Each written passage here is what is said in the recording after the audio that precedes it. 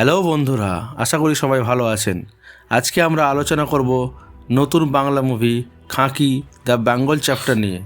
খাঁকি the Bengal chapter একটি আসন্ন Bangla web series, যা প্রথমবারের মতো দুই সুপারস্টার প্রসেনজিৎ চট্টোপাধ্যায় এবং জিৎকে একসঙ্গে পর্দায় আনতে চলেছে। নীরজ পাণ্ডের সৃষ্টি এই সিরিজটি কলকাতার রাজনীতি, গ্যাংস্টার রাজত্ব এবং পুলিশের কার্যকলাপের উপর ভিত্তি করে নির্মিত।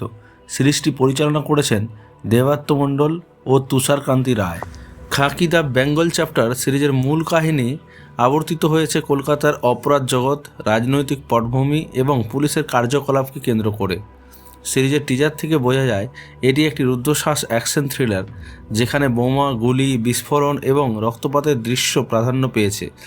জিতকে একজন আইপিএস অফিসারের ভূমিকায় দেখা যাবে, যিনি অপরাধ দমনে দৃঢ় প্রতিজ্ঞ।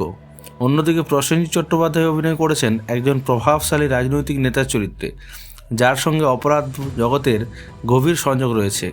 চিত্রাঙ্গদা সিং রয়েছেন একজন রাজনৈতিক নেত্রীর ভূমিকায়, যিনি ক্ষমতার লড়াইয়ে গুরুত্বপূর্ণ ভূমিকা পালন করেন।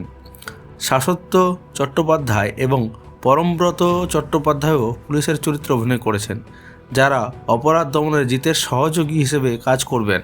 খাঁকি দ্য বেঙ্গল চ্যাপ্টার সিরিজটির বিশেষত্ব হলো এটি প্রথমবারের মতো প্রসেনজিৎ চট্টোপাধ্যায় এবং জিৎকে একসঙ্গে পর্দায় এনেছে। দুজনেই বাংলা চলচ্চিত্র জগতের সুপরিচিত মুখ, কিন্তু এতদিন একসঙ্গে কাজ করার সুযোগ পাননি। প্রসেনজিৎ চট্টোপাধ্যায় বলেন, আমার এই 40 বছরের কেরিয়ারে জিতের সঙ্গে কখনো কাজ করা হয়নি। জিৎ ও 22 বছরের বেশি সময় ধরে এই ইন্ডাস্ট্রিতে কাজ করেছেন। আশা করা যায় দুজনের একসঙ্গে প্রথম কাজ সকলের ভালো লাগবে। সিরিজটির টিজার ইতিমধ্যেই প্রকাশিত হয়েছে, যেখানে হাওড়া ব্রিজ, কলকাতা শহরের টুকরো ঝলক, বোমা, গুলি, বিস্ফোরণ এবং প্রধান চরিত্রদের পরিচয় করিয়ে দেওয়া হয়েছে।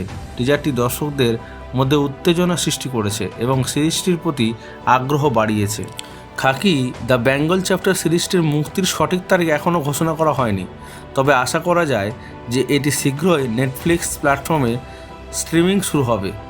দর্শকরা অধীর আগ্রহে সিরিজটির মুক্তির অপেক্ষায় রয়েছেন।